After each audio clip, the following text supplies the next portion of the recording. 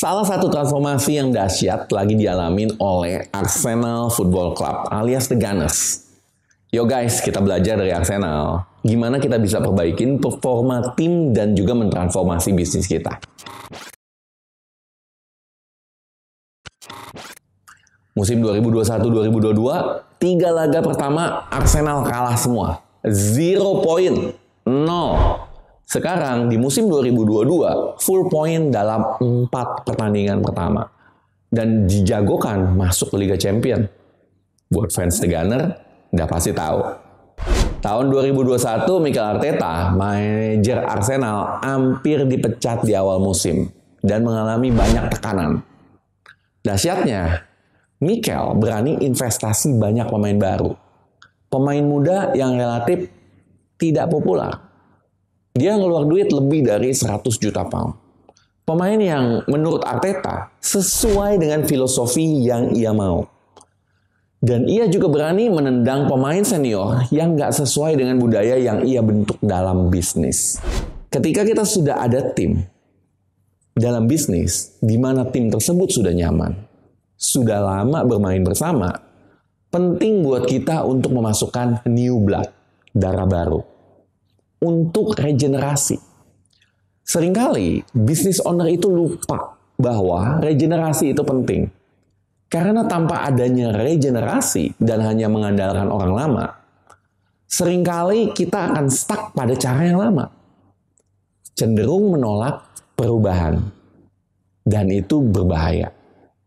Arsenal terakhir masuk Liga Champion alias top 4 di tahun 2015-2016. Dan bahkan di tahun 2020-2021 terlempar ke ranking 8 alias bapuk. Sebuah corengan dan tertawaan untuk klub bersejarah yang memiliki segudang prestasi. Mikel diminta untuk mengubah hal ini dan menaikkan Arsenal kembali statusnya ke klub elit. Tantangannya di saat ia masuk, udah ada tim lama. Tim yang sudah memiliki budaya kental yang sudah terbentuk. Dan sudah dalam zona nyaman. Gaji gede, disiplin semau gue, banyak burokrasi, merasa seperti raja. Berlawanan dengan dampak pemain baru yang masuk. Pemain baru yang masuk membawa gairah baru, new passion. Mau menunjukkan bahwa mereka itu bisa loh, masih semangat.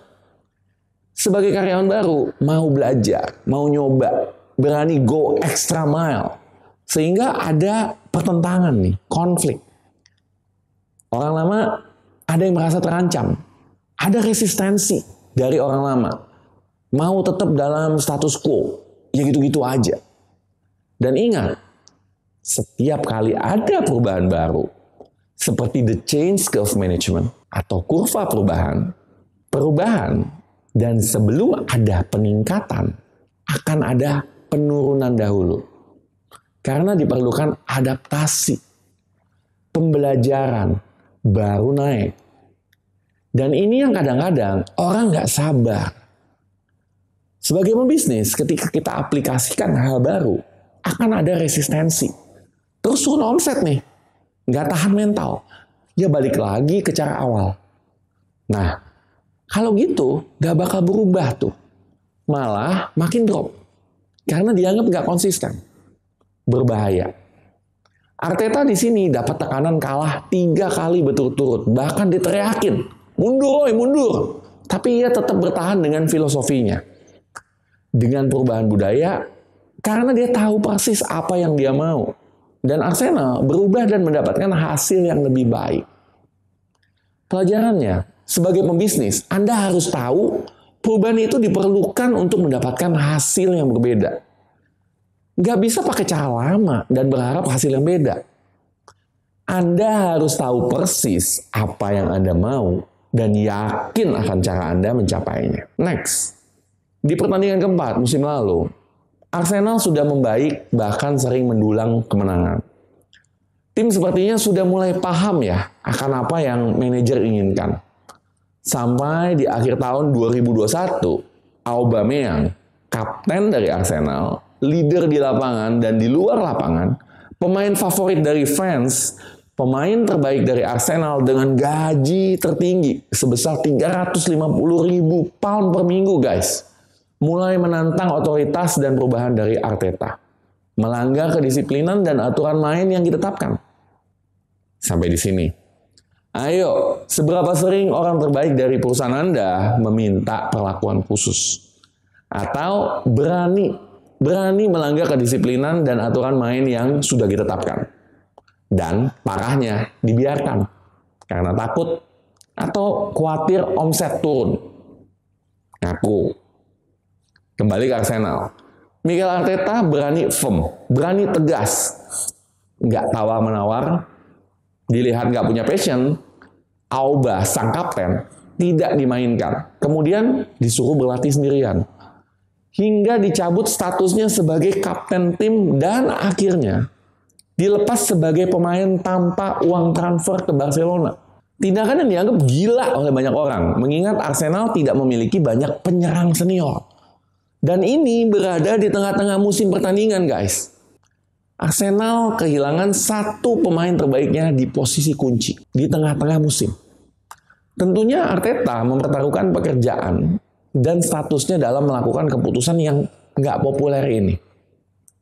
Dalam bisnis, penting untuk punya standar, penting untuk berani firm tegas terhadap siapapun itu.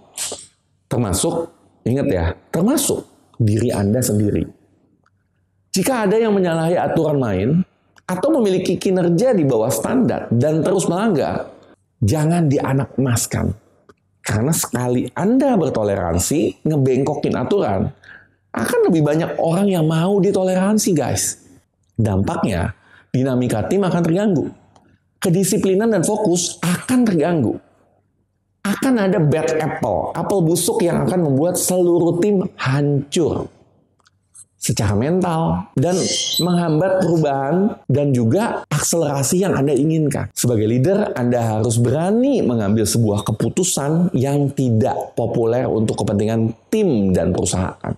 Kepergian Aubameyang ke Barcelona menimbulkan shock karena Arsenal hanya memiliki satu penyerang senior. Untuk menggantikan posisinya, Arteta mentandemkan pemain muda dengan Lacazette, si penyerang senior. Singkat kata, di akhir musim, Arsenal mendapatkan hasil yang cukup baik dari musim sebelumnya, yakni kembali ke zona Eropa dan berada di urutan kelima. Hampir masuk ke top 4 elit. Pelajarannya, di dalam bisnis, jangan hanya mempercayakan orang lama dan menganggap orang baru tidak punya skill apa-apa. Salah satu cara yang baik adalah Anda dapat mentandemkannya dengan yang senior. Sehingga ia dapat mendapatkan jam terbang dan juga pengalaman yang cukup. Pemain junior tentunya akan membuat kesalahan. Tapi kita sebagai business owner harus paham bagaimana memanage resiko dan bagaimana membuat mereka berkembang. Anyway, bisnis Anda hanya akan dapat berkembang jika Anda memiliki tim yang terus berkembang. So, buat Anda yang ingin mengembangkan tim, membangun dream team, membuat company culture, feel free to contact me. Belajarlah dari Arteta, belajarlah dari kemajuan Arsenal, bangunlah perusahaan Anda menjadi berkelas dunia. Jangan lupa subscribe ke channel Coach Yudi Chandra untuk terus belajar bagaimana mengembangkan bisnis dan juga mengembangkan diri Anda. Saya Coach Yudi Chandra, salam miliarder.